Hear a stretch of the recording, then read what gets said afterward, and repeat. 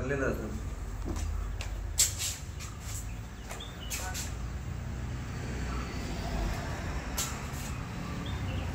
पन्हाळगडच्या प्रसंगात शिवरायांना राज्यात सुखरूप पाठवण्यासाठी ज्या शिवाजी काशीने आपल्या प्राणाचे बलिदान दिले होते तोच स्वराज्याचा आणि महाराजांचा निष्ठावंत मावळा शिवाजी काशी. इतिहासाने ज्याचे नाव सुवर्णाक्षरात लिहून ठेवले होय तोच मी शिवाजी काशी. पन्हाळगडच्या प्रसंगाला तब्बल 1 महिना 2 महिने 3 महिने तब्बल 6 महिने उलटून गेले तरी सिद्धी वेडा उठवायचं नावच घेईना. महाराजांना प्रश्न पडला आता करायचं तरी काय. तिकडे महासाहेब जिजाऊ एकट्याच स्वराज्य सांभाळतात, शाहिस्तेखान अन्याय अत्याचार करतोय स्वराज्यावर. आता करायचं तरी काय. महाराजांना प्रश्न पडला. तेव्हाच महाराजांच्या डोक्यात एक चाल आली आणि ती चाल फक्त आपल्या स्वराज्यातील शिवाजी काशीतच पूर्ण करू शकतो. शिवाजी काशीतला सांगावा धडला म्हणजे मला सांगावा धडला आणि महाराजांचं सांगावा मी महाराजांवर हजर झालो. राजा बोलवलं मला. होय शिवा, आम्हीच बोलवलं तुम्हाला. तुमच्यावर एक महत्वाची जबाबदारी सोपवायची आहे. तुम्हाला तर चांगलंच ठाऊक आहे की पन्हाळगडच्या पायथ्याशी काय घडतंय ते आणि नेमकं स्वराज्यात काय घडतंय ते. शिवा, हा सिद्धी काही असा तसा वेढा उठवणार नाही. जोपर्यंत तो आम्हाला पकडणार नाही तोपर्यंत तो वेढाही उठवणार नाही. शिवा, जर आपल्याला वेड्यातून सुटायचं असेल ना तर एक नवी चाल खेळावी लागेल आणि ती चाल फक्त तुम्हीच यशस्वी करू शकता. अहो राजा, तर आम्ही केव्हापासून वाट बघतोय. तुम्ही फक्त हुकूम सोडा. काय करायचं सिद्धीचं सांगा तुम्ही. अरे शिवा, सर्व काही तुम्हालाच करायचं आहे आणि तेही शिवाजी म्हणूनच.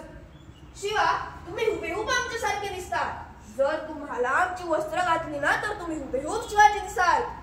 जा शिवा जा, आमची वस्त्र घालून या. आम्हालाही बघू द्या आमचं रूप डोळे देखत. वा शिवा वा, हुबेहूब शिवाजी दिसताय. तो जणू काही आम्ही आमचं प्रतिबिंब आरशात बघतोय. वा शिवा वा, हुबेहूब शिवाजी दिसताय. मग तर राजो, तू सिद्धी मी आम्हाला ओळखायचं नाही. पण शिवा, हे तुम्हाला कसं कळलं की आम्ही प्रतिशिवाजी म्हणून तुम्हाला भेटायला पाठवणार त्या सिद्धीला. अहो राजो, इतके दिवस तुमच्यावर पन्हाळगडावर आहे उगाच का. व तुमच्या काळजाचा ठोका बी काय म्हणतो ना ते बी आम्हाला माहिती आहे. पण राजो, तुमच्यासारखं दिसल्यानं तुमची वस्त्र घातल्यानं कोणी शिवाजी होत नाही राजो. अरे शिवा, हे तुला ठाऊक आहे पण त्या सिद्धीला थोडीच. आणि स्वराज्य निर्माण करायचं असेल ना तर इथल्या प्रत्येक माणसाला आणि प्रत्येक मावळ्याला शिवाजी व्हावं लागेल. आणि कोणी दिसल्याने शिवाजी होत नाही रे. इथे प्रत्येकाला विचारांनी शिवाजी व्हावं लागेल.